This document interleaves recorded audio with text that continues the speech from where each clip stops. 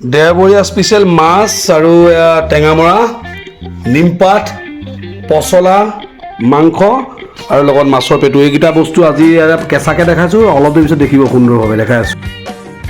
দেওবৰীয়া খানা ৰেডি। এয়া মাংস হৈ গ'ল, মাছৰ পেটু, টেঙামৰা দালি, চালাড, এয়া নিমপাত, দেখিছানে নেমু আৰু এয়া ঘৰুৱা আচাৰ, এয়া হৈছে মাছ ফ্ৰাই। সকলোৱে দেখিব অলপ দেৰি পিছত কি সুন্দৰভাৱে বস্তুটো আমি আয়োজন কৰিলোঁ দেখাই। এয়া সম্পূৰ্ণ হোৱাৰ পথত আজি আমাৰ ছানডে স্পেচিয়েল মানে জোনাকপুৰৰ পৰীক্ষা থকাৰ কাৰণে আমি আজি ক'তো ওলাই যোৱা নাই, মানে জুলাইতহে যাম। চ' এয়া আমাৰ ঘৰৰ চাদৰ ওপৰত নিম গছৰ তলত। কেনেকুৱা হৈছে সকলোৱে কওক, খানা ভাল হৈছে ভাল হৈছে। হা